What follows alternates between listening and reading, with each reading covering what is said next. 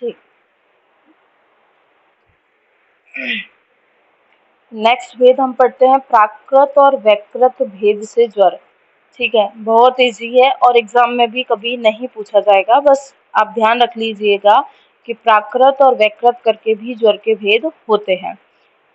होता क्या है बात करते हैं। जैसे पहले पढ़ रहे हैं प्राकृत ज्वर। तो वसंत व शरद ऋतु में उत्पन्न प्राकृत ज्वर सूक्ष्माद्य होता है। अब जैसे वसंत में कफ का प्रकोप होता है, ठीक है, तो ये कफ प्रकोप के कारण अगर वसंत ऋतु में ज्वर आ जाता है तो वो कैसा होगा, प्राकृत ज्वर होगा, क्योंकि शरीर में नेचुरली क्या है, कफ प्रकोपित है और उस प्रकोपित कफ की वजह से ज्वर आया है, तो उसमें कोई व्यक्रता वाली कोई बात नहीं है। ये हर किसी को हो सकता है, किसी को भी हो सकता है, क्योंकि हर किसी के अंदर वसंत ऋतु में कफ का प्रकोप होगा ही। तो इसी तरीके से शरद में पित्त का प्रकोप होगा। तो शरद में भी अगर पित्त ज्वर आ रहा है तो वो भी कैसा है, प्राकृत है। और ये कैसे होते हैं, सुख साध्य होते हैं, इजीली इनको क्योर किया जा सकता है। लेकिन अगर वहीं वर्षा ऋतु में अगर वातज ज्वर होता है तो वो कैसा होता है, कृश साध्य होता है, क्योंकि वायु को ट्रीट करना पित्त और कफ की कंपैरिजन में इतना आसान नहीं है, इसको बहुत इजीली ट्रीट नहीं किया जा सकता। इसीलिए वसंत ऋतु में और शरद ऋतु में जो प्राकृत ज्वर आते हैं वो तो सुख साध्य होते हैं, लेकिन वहीं वर्षा ऋतु में जो आने वाला जो वातज ज्वर है वो कृश साध्य होता है। ठीक है, वर्षा ऋतु में वात का प्रकोप होता है तो प्राकृत ज्वर आ तो सकता है, किसी को भी आ सकता है, लेकिन अगर वो आ गया तो वो कैसा होगा, कृशाद्य होगा, क्योंकि वायु में चल गुण होता है और उसका ट्रीट करना इतना आसान नहीं है, इस कारण की वजह से। वहीं अगली बात करते हैं वैकृत ज्वर की। वैकृत ज्वर में जैसे कि मान लो अभी मैंने बोला कि वसंत ऋतु में कफ का प्रकोप होगा, तो जो कफत ज्वर है वो वसंत ऋतु में आएगा, उसी तरीके से जो पित्त ज्वर है वो शरद में आएगा और वातज ज्वर है वो वर्षा में आएगा। लेकिन अगर यही कफज ज्वर वसंत ऋतु में ना आकर के शरद में आ जाए, ग्रीष्म में आ जाए, हेमंत में आ जाए, तो वो कैसे हैं, वैकृत हैं, क्योंकि शरद में कफ का प्रकोप तो देखने को मिलता ही नहीं है। समझ में आ रही है। तो कफज ज्वर वसंत को छोड़ करके अगर किसी और ऋतु में देखने को मिल रहा है तो वो क्या है, वैकृत ज्वर है। इसी तरीके से आप यहाँ पे ये भी लिख सकते हो कि जो पित्त ज्वर है वो शरद ऋतु को छोड़ करके किसी और ऋतु में हो रहा है तो वो भी किस तरीके का ज्वर है, वैकृत ज्वर है। क्लियर है। तो ऐसे प्राकृत और वैकृत करके पढ़ लीजिएगा। फिर हम बात करते हैं निज और आगंतुक ज्वर की। निज ज्वर के अभी हमने दोष के भेद के अकॉर्डिंग 7 भेद पढ़े थे और 8वां जो भेद था वो आगंतुक था। ठीक है, तो पहले पढ़ रहे हैं हम भेद के अकॉर्डिंग ज्वर, वातज, पित्तज और कफज। सबसे पहले पढ़ते हैं वातज ज्वर। इसकी संप्राप्ति की बात कर लेते हैं, इसके लक्षण की बात कर लेते हैं। तो ये है वातज ज्वर, ये वाला है पित्तज और ये है कफज। ठीक है, तो बात करते हैं वातज ज्वर की। वातज ज्वर में क्या होगा, वात प्रकोप का जो भी वायु को प्रकोपित करने वाले निदान है उनका सेवन किया, उन निदानों का सेवन किया जिनसे क्या होता है, शरीर के अंदर वात का प्रकोप। अब एक एक करके हम बात नहीं करेंगे, अब आप बच्चे नहीं रहे, सेकेंड ईयर के स्टूडेंट नहीं हो, फाइनल में आ गए, तो आपको पता है कौन कौन से निदान है जिनसे शरीर में वात का प्रकोप हो सकता है। ठीक है, तो उन निदानों का सेवन किया, वो उन निदानों के सेवन से क्या हुआ, वायु कुपित हुई। वायु कुपित होकर के कहाँ चली गई, मान लो आमाशय में गई। ज्वर तभी तो आएगा जब वायु कुपित होकर आमाशय में गई। ये वायु कुपित होकर पैर में चली जाए मान लो, तो किसी को ज्वर आ सकता है क्या, नहीं आ सकता। इसीलिए कोई भी डिजीज आप पढ़ रहे हो तो उसके लिए स्थान वाली, अधिष्ठान वाली चीज भी आपको पता होनी चाहिए कि दोष कुपित होकर के कौन से अधिष्ठान में जाएंगे। तो यहाँ पे अधिष्ठान कौन है, आमाशय। तो वात कुपित हुई, कुपित होकर के कहाँ गया, आमाशय में गई। आमाशय में कौन रहती है, अग्नि रहती है, उसके साथ मिली। आपने जो भी खाना खाया, रोगी ने जो भी खाना खाया तो होगा, ऐसा थोड़ी है कि भूखा बैठा है, तो उसने जो भी खाना खाया उसका डाइजेशन ढंग से नहीं होगा, क्योंकि वायु किसके साथ मिल गई, अग्नि के साथ। अब जो भी आहार उसने किया उसका डाइजेशन ठीक नहीं हुआ, रसधातु नहीं बनी, अपक्व रसधातु मिली। तो आद्य रसधातु बोलो या अपक्व रसधातु बोलो, दोनों का मतलब क्या होता है, आम। ठीक है, वायु आमाशय में गई, अग्नि को मांद्य किया, आद्य रसधातु या अपक्व रसधातु या आम का निर्माण हुआ। फिर क्या हुआ, रस व ये आम जो है क्या करेगी आगे जाके, रस व स्वेद व स्रोतस का अवरोध कर देगी, क्योंकि आम की वजह से सारे जो स्रोतस चैनल हैं वो क्या हो जाएंगे, बंद हो जाएंगे, उनका अवरोध हो जाएगा। और अवरोध करके अग्नि को, अभी जो अपन ने सामान्य संप्राप्ति पढ़ी थी वही संप्राप्ति चल रही है, उस अग्नि को संपूर्ण शरीर में फैला देगी, और जो ज्वर आएगा वो कौन सा होगा, वातज ज्वर होगा। तो ये थी इसकी संप्राप्ति। फिर बात करते हैं वातज ज्वर के लक्षण की। वातज ज्वर के लक्षण क्या देखने को मिलेंगे, शरीर बहुत ज्यादा कपेगा, कांपेगा बहुत ज्यादा, उसके अंदर शिवरिंग होगी, बहुत ज्यादा कपेगा, क्योंकि वायु के अंदर ये गुण है मूवमेंट करने का, तो वही कपा सकती है शरीर को। ज्वर के वेग जो आएंगे वो विषम रहेंगे, जैसे मान लो कभी भी ज्वर आ रहा है, ऐसा कोई टाइम टेबल नहीं है, ठीक है, विषम आएगा, या तो कोई भी बहुत ज्यादा ज्वर आ गया, ये वायु की तीव्रता पर निर्भर करता है, या तो बहुत ज्यादा हाई टेम्परेचर हो गया, या फिर बहुत मामूली सा ज्वर हो सकता है, या फिर दिन में 4 बार आ रहा है, दिन में 6 बार आ रहा है, या दिन में 1 बार आ रहा है। तो उसके जो वेग होंगे वो आप जो है क्लियरली नहीं कह सकते हो कि 1 बार आएगा कि 2 बार आएगा, विषम वेग है, कभी भी आ सकता है, कभी भी जा सकता है। कंठ व होठों का सूखना, क्योंकि वायु कुपित होकर के ऊपर की ओर आएगी तो सब चीजों को सुखा देगी अपने रुक्ष गुण से, मल को सख्त कर देगी, ठीक है। और क्या करेगी, जृंभा बहुत ज्यादा आएगी, हमने पूर्व रूप के अंदर पढ़ा था वातस के अंदर, वायु की वजह से नींद उसको आएगी नहीं, निद्रा का नाश हो जाएगा। छींक बहुत ज्यादा आएंगी, और वायु के अंदर शीत प्रॉपर्टी होती है, वायु की शरीर में वात का प्रकोप हो रखा है, तो वायु के अंदर शीत प्रॉपर्टी होती है, इसीलिए उसके अपोजिट प्रॉपर्टी यानी कि उस व्यक्ति की उष्ण पदार्थों की इच्छा होगी, उसको लगेगा मुझे तो गरम गरम चाय पिला दो, दूध पिला दो, गरम गरम खाना खिला दो, दाल पिला दो, ऐसा उसका खाने का मन करेगा, यानी कि उसके अपोजिट प्रॉपर्टी वाला। और क्या होगा, वायु के कारण सिर में वेदना होगी और हृदय में वेदना होगी। मैं आपको एक चीज बताती हूँ, जैसे यहाँ पे ज्वर के अंदर आप बहुत सारे सिम्टम पढ़ोगे, पूरा ज्वर पढ़ लोगे तो सब मिक्स हो जाएगा, तो आप अपने अकॉर्डिंग कुछ सिम्टम डिसाइड करके रखिएगा कि ये जो है वो मैं हर किसी में लिख सकता हूँ, चाहे वो वातज है, पित्तज है, कफज है, आगंतुज है, विषम है, कुछ भी हो। ये कुछ ऐसे सिम्टम आप इसमें से ढूंढ के निकालिएगा जिनको आप हर किसी में लिख पाओ, क्योंकि सब मिक्स हो जाएगा। जैसा मैं अभी आपको एज इट इज पढ़ा रही हूँ कि वातज के ये लक्षण है, पित्तज के ये है, अभी आप पढ़ोगे आपको समझ भी आ जाएगा, हो सकता है थोड़ी देर के लिए याद भी हो जाए, लेकिन पूरा ज्वर पढ़ोगे ना सब इधर उधर हो जाएगा। इसीलिए थोड़ा अपने दिमाग को लगा के, ठंडा दिमाग करके, अब पेज पे एक पे लिख के कि मैं ये सिम्टम हर किसी के अंदर लिख सकता हूँ, ठीक है ना। इस तरीके से पढ़ोगे तो दिक्कत नहीं आएगी। फिर पढ़ते हैं हम पित्तज ज्वर। पित्तज ज्वर में भी सेम कहानी रही कि पित्त प्रकोप वाले निदान का सेवन किया, पित्त कुपित होकर आमाशय में गया, रस धातु से मिला, इन स्रोतस को बंद किया, अग्नि को ला करके पूरे शरीर में फैला, ज्वर हो गया। लक्षण क्या आएंगे, पित्त के अंदर कटु जो होता है गुण होता है, तो पित्त का जो मुंह का स्वाद है वो कैसा हो जाएगा, पित्त ज्वर में एकदम कड़वा, ऐसे बोलते हैं ना मेरा मुंह का स्वाद बदल गया है, कड़वा हो गया है।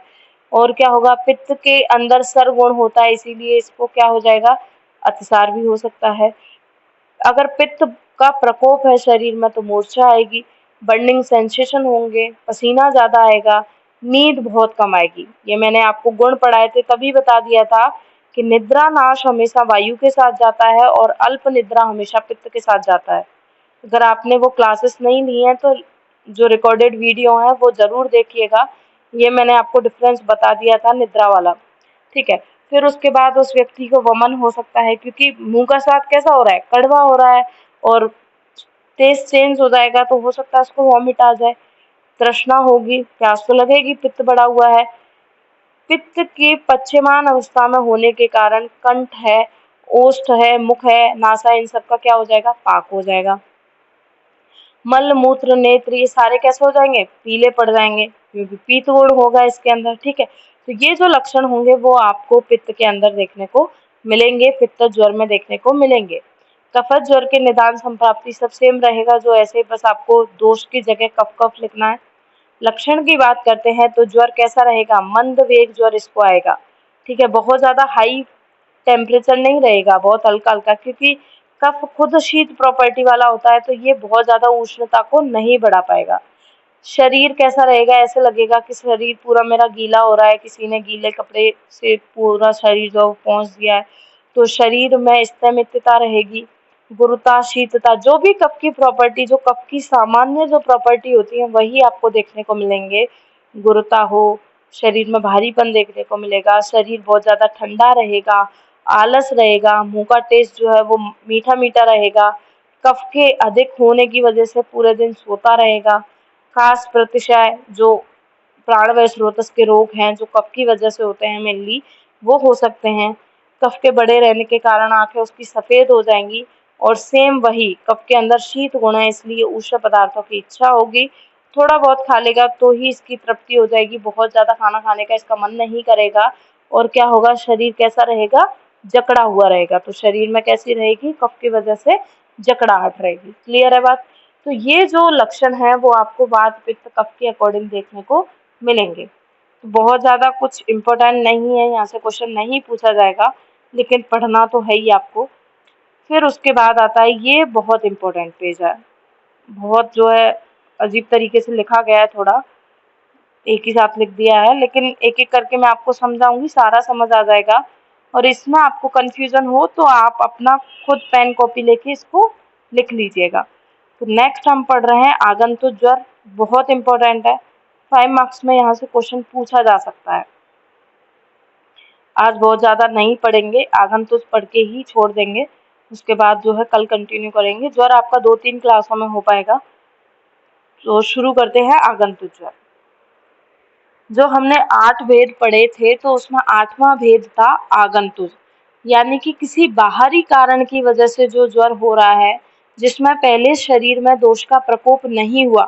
ध्यान से सुनिएगा, आगंतुक ज्वर में शरीर के अंदर पहले दोष का प्रकोप नहीं हुआ है, पहले कुछ बाहरी कारण निदान था, फिर उन्होंने आके शरीर में दोष कुपित किया, तो जो व्यक्ति को होने वाला ज्वर होता है वो होता है आगंतुक ज्वर।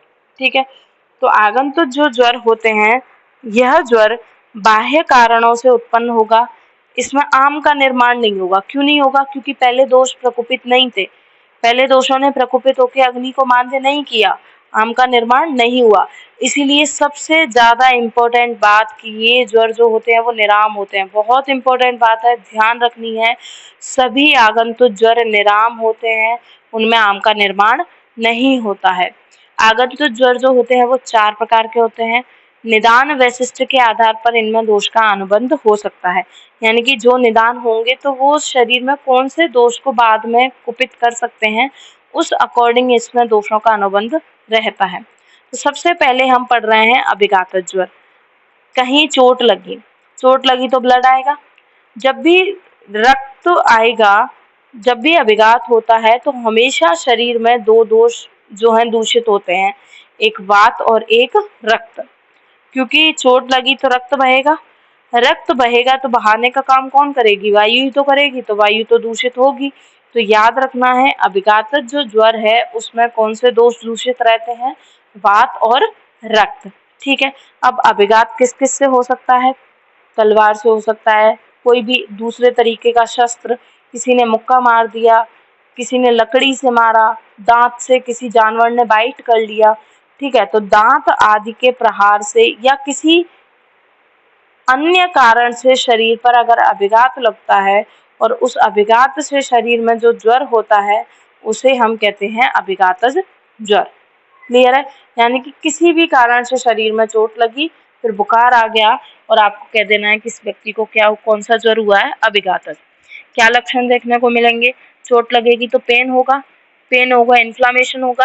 इन्फ्लामेशन होगा, डिस्कलरेशन होगा, ब्लीडिंग होगी, ज्वर आएगा। बहुत इजी सिम्टम है, जितने भी इन्फ्लामेशन के 4 मेन साइन होते हैं ना कार्डिनल, वही आपको यहाँ पे लिखने हैं, वो आपको अभिघातक ज्वर के अंदर देखने को मिलेंगे। फिर बात करते हैं इसकी चिकित्सा की। इसकी चिकित्सा कैसे करोगे? अभिघातक ज्वर में वुंड बना, चोट लगी वुंड बना, तो व्रण के समान ही चिकित्सा इसकी करनी है। ठीक है, तो ये था आपका पहला आगंतुक ज्वर, अभिघातक ज्वर। फिर उसके बाद आता है अभिसंगज। अभिसंगज ज्वर किस वजह से होगा? किसी को बहुत ज्यादा गुस्सा आता है, टेंशन में रहता है, डर लगता है, अगर काम से, क्रोध से, शोक से, भय से, इन सभी से अगर कोई व्यक्ति आसक्त है या उसको लगता है उसे कि मुझे तो रात में भूत प्रेत दिखाई देते हैं, ठीक है, तो भूत प्रेतों से अगर आसक्त है, तो इन कारणों से अगर उस व्यक्ति को ज्वर होता है तो उसे हम कहते हैं अभिसंगज ज्वर। किसी भी कारण से, चाहे वो डिप्रेशन में है लंबे टाइम से, चाहे वो छोटी-मोटी छिपकली को देख के डर जाता है, एग्ज़ाम है कल तो डर लग गया, या उसको लगता है कि मुझे भूत दिखाई देते हैं, प्रेत दिखाई देते हैं। तो इन वजह से उस व्यक्ति को जो ज्वर होता है उसको हम कहते हैं अभिसंगज ज्वर। और अभिसंगज ज्वर में कौन से दोष का अनुबंध रहता है? वात और पित्त का। ध्यान रखना, अभिघातज में वात रक्त का अनुबंध था, अभिसंगज में वात और पित्त का अनुबंध देखने को मिलता है। और अभिसंगत ज्वर किस वजह से हो सकता है? विषैले वृक्षों का स्पर्श लगने से, जैसे भल्ला तक है, भल्ला तक के डायरेक्ट कांटेक्ट में आने से ज्वर हो सकता है। तो विषैले वृक्षों का स्पर्श लगने से, या फिर गर्मियों में लू लग जाती है ना, तो भी फीवर आ जाता है कि लू लग गई। तो वायु लगने से जो ज्वर होता है वो भी किसके अंदर आते हैं? अभिसंगत ज्वर के अंदर आते हैं। इसके अंदर आपको सिम्टम क्या क्या देखने को मिलेगा? श्यावता, शरीर का डिस्कलरेशन हो जाएगा, डायरिया हो सकता है, जैसे लू लग जाती है तो फीवर आता है तो साथ साथ डायरिया भी होता है, तृष्णा, मूर्छा, सिर में दर्द होगा, वमन, प्रलाप, शुदानाश। अगर नहीं भी याद हो तो चलेगा, बस आप ये 3 लाइनें याद रखिएगा। सिम्टम आपको नहीं याद है कोई दिक्कत नहीं है, क्योंकि भूल भी जाओगे, याद भी अगर पढ़ भी लोगे तो भी भूल जाओगे। फिर गुना चुना ही लिख के आओगे, तृष्णा, मूर्छा, श्यावता जो आप लिख सकते हो वही लिखोगे। तो आप इनको अपने अकॉर्डिंग लिख सकते हो, लेकिन ये जो 3 लाइन है ये आपको याद रखनी है, ठीक है। तो दूसरा आपको याद रखना है कि इसके अंदर कौन से दोष का जो है अनुबंध है वो है वात और पित्त का। फिर जो अभिसंगत जो ज्वर होते हैं वो 6 प्रकार के होते हैं। इनके 6 भेद हैं, वो हैं कौन से? ये वाले, ये पढ़ते हैं। अभिसंगत ज्वर के 6 भेद होते हैं। सबसे पहले आता है कामज ज्वर। कामज ज्वर काम में ध्यान लगने की वजह से, जैसे बहुत ज्यादा मैथुन में प्रवृत्त होता है उसको हम काम कहते हैं, तो उसमें अगर हो रहा है तो उस वजह से जो ज्वर आता है उसको हम कहते हैं कामज ज्वर, ठीक है। इसमें क्या होगा, क्या मेन सिम्टम देखने को मिलता है? ध्यानानि, श्वास बहुलता, बहुत ज्यादा उसका जो रेस्पिरेशन है वो बढ़ जाता है, वो सांस जो होती है इसकी तेज तेज चलने लगती है, श्वास की इसके अंदर वृद्धि हो जाती है और काम में हमेशा इसका ध्यान लगा रहता है। तो ये जो मेन 2 सिम्टम है वो दिखाई देते हैं कामज ज्वर के अंदर। फिर आता है शोकजन्य ज्वर। हमेशा व्यक्ति अगर टेंशन में रहेगा, डिप्रेशन में रहेगा तो रोता रहेगा, तो क्या होगा? आंखों से आंसू आते रहते हैं। तो वाष्प बहुलता, आंखों में एनी टाइम उसके में आंसू भरे रहेंगे, कुछ भी बोलोगे टेंशन में आएगा, रोने लग जाएगा। तो शोकजन्य ज्वर का मेन लक्षण क्या है? वाष्प बहुल। फिर आता है भयजन्य। भयजन्य का तो वही रहेगा, त्रास प्राय, यानी कि डर जाएगा, ये तो बहुत इजी सिम्टम है। फिर आता है क्रोधजन्य। क्रोध के कारण, किसी को गुस्सा आता है तो आंखें लाल हो जाती है कि नहीं, मुंह एकदम लाल पड़ जाता है, तो वही सिम्टम है इसका बहुसरंभ। क्या? क्रोध के कारण नेत्र और मुख पर लालिमा दिखाई देगी क्रोधजन्य ज्वर में। फिर आता है भूताविष्ट के कारण। भूत लगने पर जो कार्य मनुष्य नहीं कर पाता उन्हें भी कर देता है, जैसे 100 किलो का वजन उठा लिया एक साथ, यानी कि आदमी जो है वो दुबला पतला है, 50 किलो का है, लेकिन वो खुद के बल से भी अधिक कार्य करने लग जाए, तो वो होता है भूत आवेश जन्य ज्वर। तो भूत लगने पर जो काम एक नॉर्मल इंसान नहीं कर सकता, वो काम अगर वो करने लग जाए तो आप सोच सकते हो कि इस व्यक्ति को जो है भूतावेश हुआ है। फिर आता है विषजन्य ज्वर। विषजन्य ज्वर में विष के कारण, जो विष स्पर्श वाला पढ़ा था ना हमने यहाँ पे, वही, तो उसके कारण विष का सेवन कर लिया या स्पर्श हो गया तो मूर्छित हो जाएगा, मद, ग्लानि, ये सारे लक्षण देखने को आपको मिलेंगे। क्लियर है? तो ये जो 6 भेद हैं वो आपको देखने को मिलते हैं अभिसंगत ज्वर के अंदर। तो जो काम, शोक और भय, ये जो 3 मेन ज्वर हैं, इनके अंदर तो आपको देखने को मिलेगा वात का प्रकोप। जो क्रोधजन्य ज्वर है उसके अंदर पित्त का प्रकोप होता है, और जो भूत प्रेत वाला है उसके अंदर होता है तीनों दोषों का प्रकोप। तो ये भी बात आपको याद रखनी है। तो इस तरीके से दूसरा ज्वर जो है अभिसंगत वो कंप्लीट होता है। फिर तीसरा आता है अभिचारज ज्वर। अभिचारज ज्वर, जैसे कि वो तांत्रिक होते हैं ना, जो टीवी में दिखाते हैं ओम हीम क्लीम ऐसे करके, जो सिद्ध पुरुष हैं, जो तांत्रिक हैं, वो किसी को अपने वश में कर रहे हैं, मोह कर रहे हैं, उन पर उच्चाटन कर रहे हैं, जैसे नींबू वगैरह लेके वो करते हैं, सभी ने देखा होगा ये काम, जो है सीरियल वगैरह में तो जनरली देख ही लेते हैं। तो सिद्ध पुरुषों के द्वारा श्राप, मारण, मोहन, जो वशीकरण वाली जो प्रक्रिया होती हैं, उनके कारण अगर जो ज्वर उत्पन्न होता है उसको हम कहते हैं अभिचारज ज्वर। अभिचारक ज्वर के जो लक्षण होते हैं वो सन्निपातक ज्वर के समान होते हैं और इसकी चिकित्सा हमेशा देव व्यपाश्रय चिकित्सा कराते हैं। देखा होगा कि इसको बलि दे दो आप ठीक हो जाओगे, इस तरीके का घर में हवन करा लो, ये उपवास करा लो। तो जो चिकित्सा देव व्यपाश्रय के अंदर मंत्र, मणि, मंगल, बल्य, उपहार जो चिकित्सा बताई गई है वही चिकित्सा किसकी है? अभिचारज ज्वर की। तो अभिचारज ज्वर कैसा होता है? सन्निपातक। जैसे अभिघातक ज्वर में वात रक्त कुपित थे, अभिसंगज में वात पित्त थे, ऐसे ही अभिचारज और अभिशापज में कौन सा दोष मेनली देखने को मिलता है? त्रिदोष। ठीक है।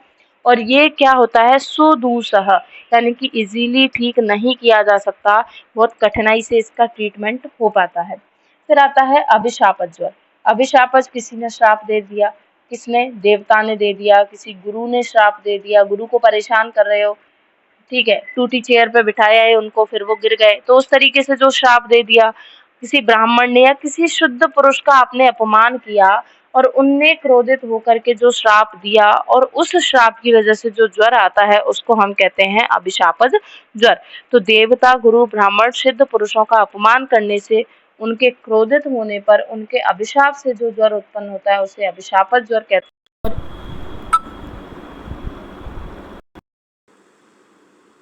आवाज़ आ रही है आपको? आवाज़ आ रही है?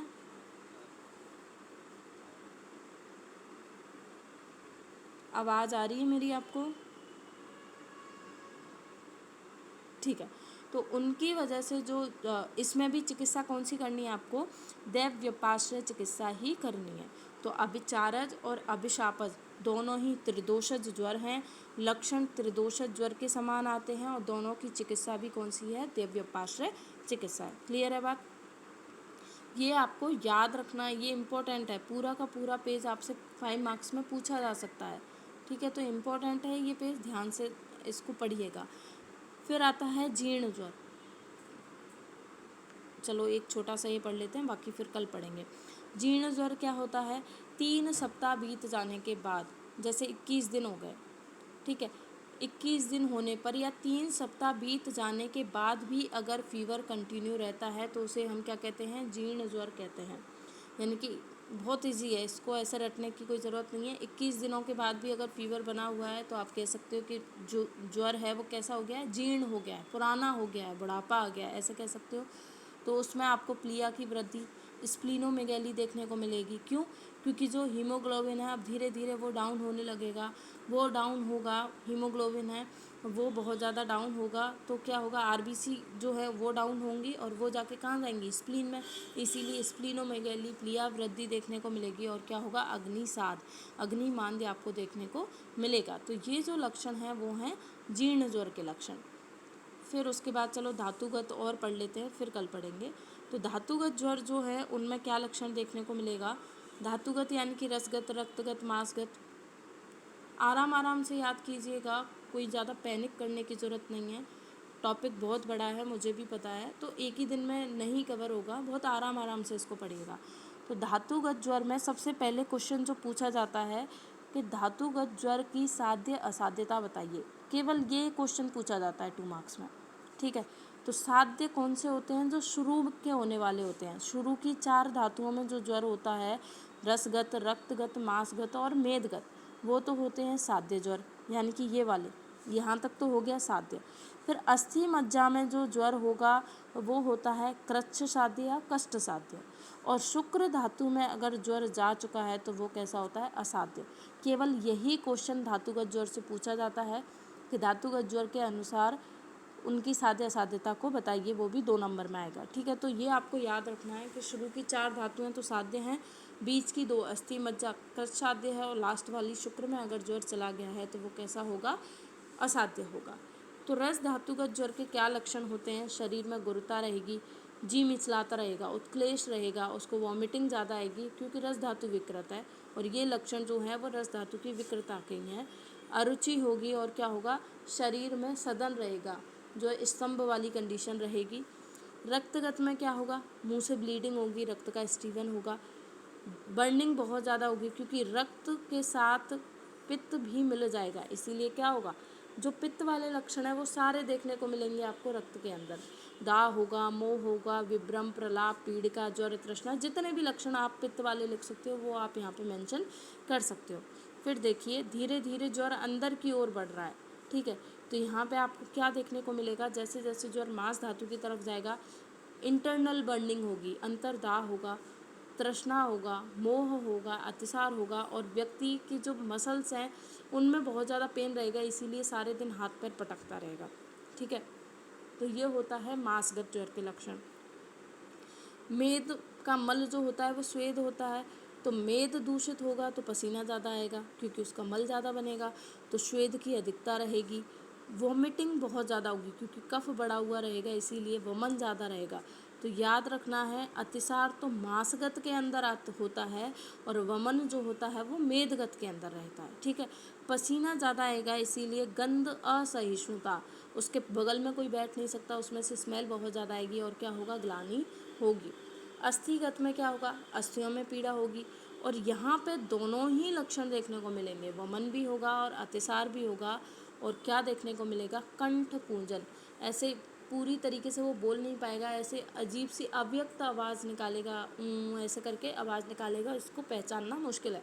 तो कंठ कूंजन अगर कर रहा है इसका मतलब उस व्यक्ति को अस्थिगत ज्वर हो सकता है। फिर आता है मज्जागत ज्वर। मज्जागत ज्वर में हिक्का, श्वास का जितने भी रोग हैं वो हो जाएंगे। बाहर से तो व्यक्ति ठंडा रहेगा और अंदर से जलन होगी, उसको अंदर टेम्परेचर बढ़ा रहेगा, और बहिर्शैत्यता, स्किन पर हाथ लगा के देखोगे तो एकदम ऐसा लगेगा ठंडा है, कहाँ बुखार आ रहा है, लेकिन अंदर उसको ही पता है कि उसके अंदर इतनी हीट प्रोड्यूस हो रही है, और इतनी हीट प्रोड्यूस के कारण व्यक्ति जो होता है वो तम में प्रवेश कर जाता है, मूर्छित हो जाएगा, अंधकार छा जाएगा आंखों के सामने। फिर आता है शुक्रगत ज्वर। शुक्रगत ज्वर में पूरे टाइम शुक्र की प्रवृत्ति होती रहेगी और ये असाध्य होने के कारण व्यक्ति की क्या हो जाएगी, मृत्यु, क्योंकि शुक्र आखिरी धातु है।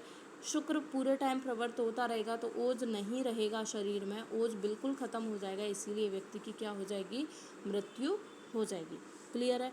तो ये जो हैं धातुगत ज्वर हैं।